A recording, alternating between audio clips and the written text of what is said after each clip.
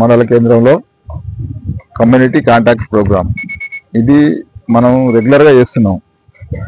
భీమ్గల్ మండలంలో చేసినాం, దీనికన్నా ముందు మోర్తార్లో అయింది, మూడులో రెగ్యులర్గా చేస్తుంటాం, నందిపేటలో చేసినాం. మన సబ్ డివిజన్లో ప్రతి దగ్గర ఒక ఇట్లాంటి ప్రోగ్రామ్స్ చేస్తూ మేము ఈ ప్రజలతోని సంబంధాలను అంటే ఇట్లా రావడం వలన కొంతమంది అనుకుంటారు ఎందుకు మా ఏరియాకి వచ్చి చెక్ చేసారు, అట్లాంటి ఏమి మీరు అపోహపడద్దు. మీకోసం పోలీసు ఉన్నది, మీ భద్రత కోసం పోలీసు ఉన్నది. శాంతి భద్రతలను కాపాడడమే పోలీసు యొక్క ప్రథమ కర్తవ్యం. ఒక ఏరియాలో భద్రత అనేది ఉన్నప్పుడు అక్కడున్న ప్రజలు కంటి నిండా నిద్రపోతారు. రోజు గొడవ ఒక ఇంట్లో భార్య భర్త కొట్లాడితే ఆ ఇల్లు ప్రశాంతంగా ఉండదు. అట్లనే ఒక ఏరియాలో చిన్న ప్రాంతంలో రోజు కుటుంబాలు కొట్లాడితే ఆ ఏరియా ప్రశాంతంగా ఉండదు. అక్కడ ఎందుకున్నావురా అని చెప్పి నరకంగా చూస్తున్నాం. మరి అట్లాంటివి ఉండద్దు అనే ఒక మంచి కార్యక్రమాన్ని తీసుకొని పోలీసులే మనం ప్రజల దగ్గర పోయి వాళ్ళ సాధక బాధకాల్లో పాల్గొంచుకొని వాళ్ళకున్న సమస్యలు ఏమైనా ఉంటాయో వాటిని తెలుసుకోవాలనే ఉద్దేశంతో ఈరోజు ఈ కమ్యూనిటీ కాంటాక్ట్ ప్రోగ్రాం పెట్టినాం. వాడతాం మనం. ప్రతి ఇంటికి మోటార్ సైకిల్ లేని ఇల్లు లేదనుకుంటాను. మరి మోటార్ సైకిల్ వాడినప్పుడు మినిమం మనం రోజు చెప్తున్నాం రోడ్డు భద్రత, మీ యొక్క భద్రతను రోడ్డు మీదకి ఎక్కినప్పుడు మనం సరిగా పోయినా ఎదుటోడు కరెక్ట్ రాకపోవచ్చు. మరి అట్లాంటప్పుడు మన ప్రాణాలు కాపాడుకోవడం, మన కుటుంబాలు కాపాడుకోవడం. ఒక ఇంటి పెద్ద పోతే ఆ కుటుంబం రోడ్డు మీద పడుతుంది, పిల్లలు రోడ్డు మీద పడతారు. మన పిల్లల్ని రోడ్డు మీద పడేసి మనం వెళ్ళిపోతే ఆ దేవుడు కూడా క్షమించాడు. అది మన చేతిలో ఉన్నది. ముఖ్యంగా మొన్న ఒక డేటా తీస్తే మన జిల్లాలో కరోనా వచ్చినప్పుడు ఎంతమంది చనిపోయారు? మన జిల్లాలో కూడా మన ఊర్లలో కూడా చాలా మంది చనిపోయారు.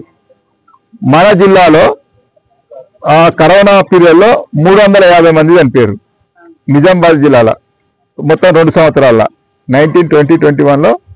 మరి ఎంత భయపడ్డాం మనం కరోనా గురించి? అందరూ భయపడ్డారు.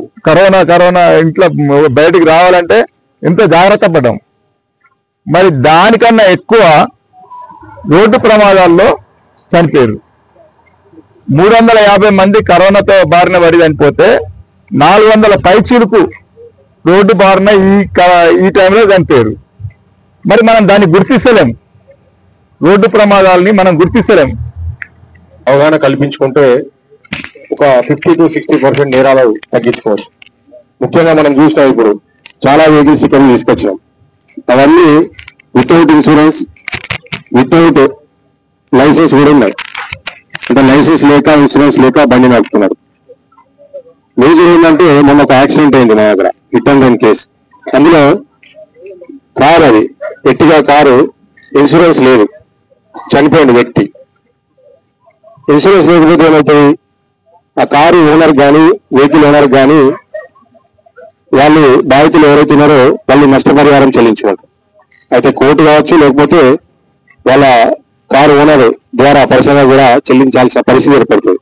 అది ఇన్సూరెన్స్ ఉందనుకో, వయసును బట్టి 10 లక్షల 15 లక్షల ఇన్సూరెన్స్ వాడే చెల్లిస్తాడు. భారం పోతుంది.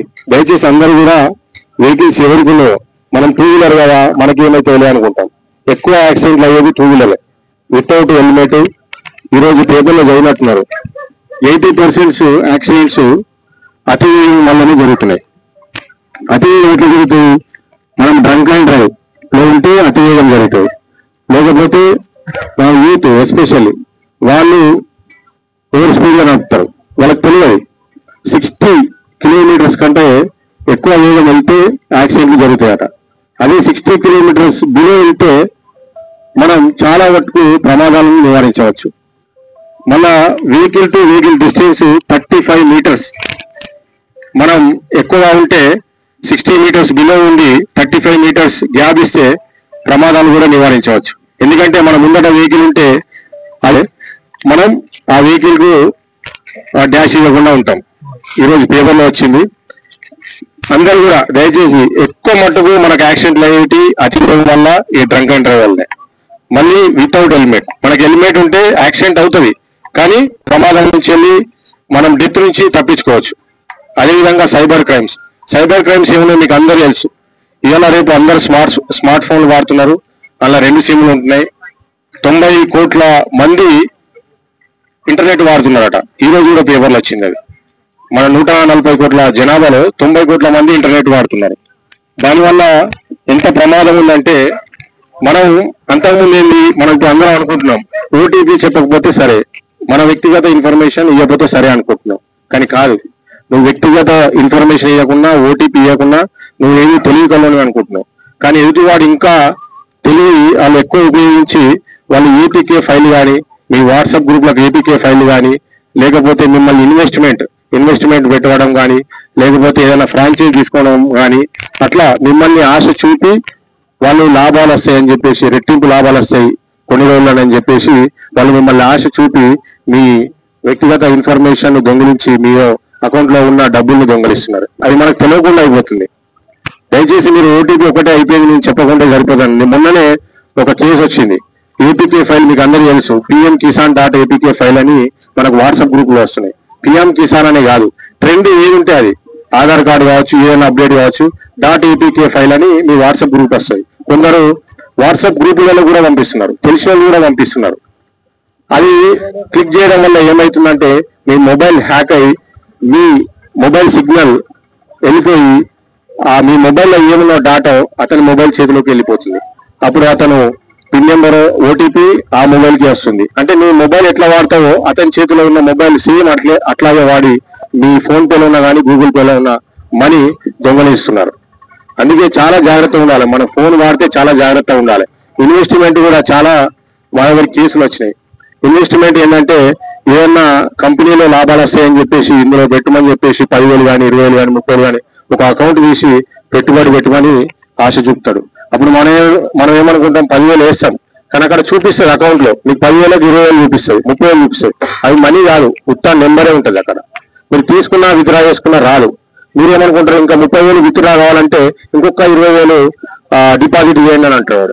ఇంకో 20,000 డిపాజిట్ చేస్తాం. అట్లా 50,000 లక్ష డిపాజిట్ చేసినా కానీ మీ మనీ వెనకకు రావు. దయచేసి ఎవ్వరు కూడా, మీకు మనీ అనేది ఈజీగా మనం సంపాదించలేం, ఏదైనా కష్టపడితేనే వస్తుంది. అట్లా చాలా ఉన్నాయి మోసాలు. మీరు జాగ్రత్తగా ఉంటారు కావచ్చు, మీకన్నా ఎక్కువ వాడు కొత్త రకాల మోసాలకు పాల్పడుతూ మిమ్మల్ని మోసం చేస్తున్నారు. దయచేసి అందరూ కూడా గమనించాలా. ఇంకా ఈ గంజాయి మరియు మత్తు పదార్థాలు కూడా ఎవరు కూడా మీకు ఇన్ఫర్మేషన్ ఉంటే దయచేసి, దానివల్ల పిల్లలు చెడిపోతున్నారు. మీ తల్లిదండ్రులు ఇంపార్టెంట్. ఫస్ట్ మీ పిల్లాడు ఎడిపోతున్నాడు, సాయంత్రం అయితే టైంకి ఇంటికి వస్తున్నాడా లేదా, మన ప్రవర్తన ఏమైనా చేంజ్ అయిందా, మన బిహేవియర్ ఏమైనా చేంజ్ అయిందా, లోన్లీ ఉన్నాడా, కసురుకుంటున్నాడా, ఉట్టిగానే యాంగర్ గా ఫీల్ అవుతున్నాడా, ఇవన్నీ మీరు గమనించాలి. ఎక్కువ కూడా డబ్బులు ఇవ్వద్దు. వాళ్ళు డబ్బులు ఇస్తే ఎక్కడ ఖర్చు పెడుతున్నారు, ఇవన్నీ మీరు గమనిస్తే మీ పిల్లాడు మీ చేతిలో ఉంటాడు. లేకపోతే ఈ రోజు చాలా మంది చెడిపోతున్నారు గంజాయి వల్ల. దయచేసి ఇవన్నీ విషయాలు అర్థం చేసుకోవాలని మరి ఇక్కడికి వచ్చిన ప్రతి ఒక్కరు కూడా ధన్యవాదాలు తెలుపుకుంటూ, మరి ఇప్పుడు సీఏ గారు